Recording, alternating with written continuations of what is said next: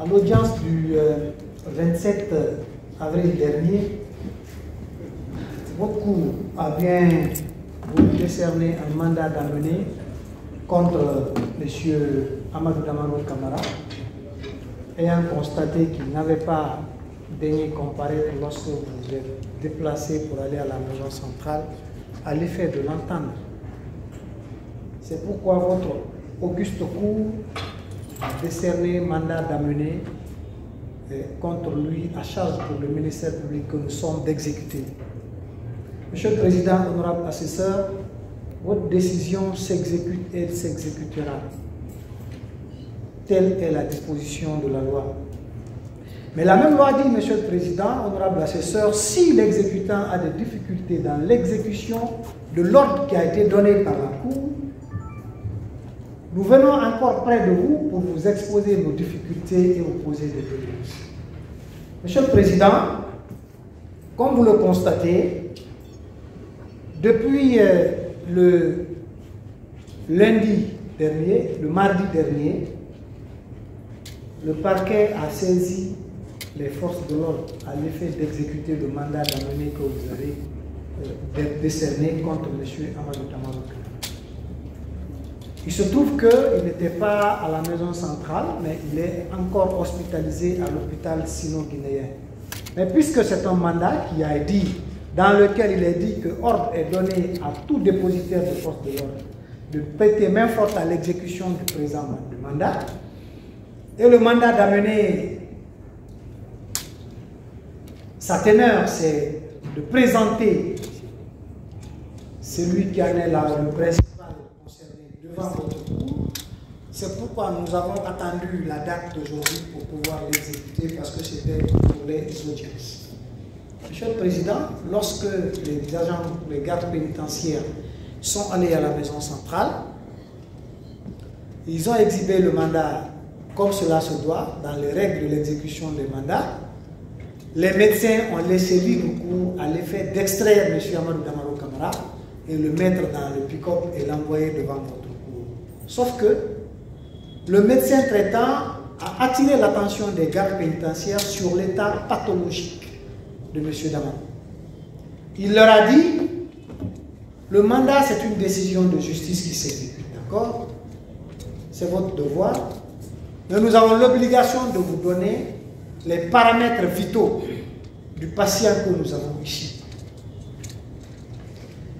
Alors, c'est en ce moment qu'ils ont déroulé tout ce qu'ils savent faire là-bas, Monsieur le Président, dans leur jargon, nous on ne maîtrise pas cela. Lorsque les gardes m'ont remonté les informations, j'ai tenu à échanger directement avec le médecin traitant pour savoir quelles sont les difficultés liées à l'exécution de ce mandat, parce que nous en sommes les principaux concernés.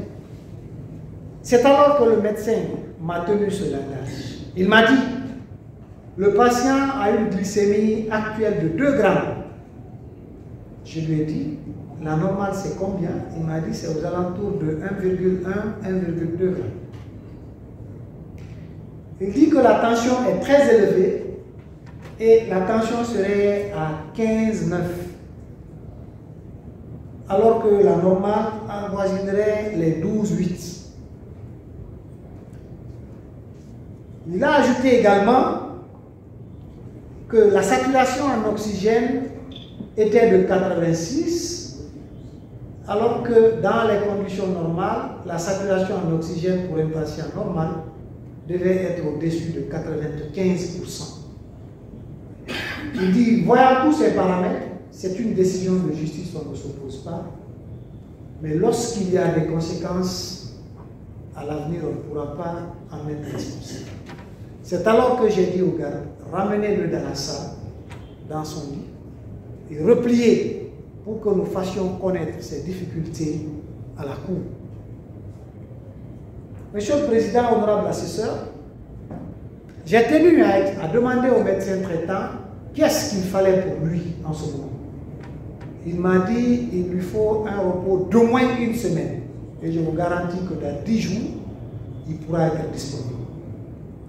C'est pourquoi, Monsieur le Président, honorable assesseur, voyant toutes ces difficultés qui entourent l'exécution de votre mandat, des difficultés d'ordre sanitaire, je le réitère, il n'y a jamais eu de difficultés matérielles pour l'exécution parce que nous avons mobilisé les structures qu'il faut pour ça.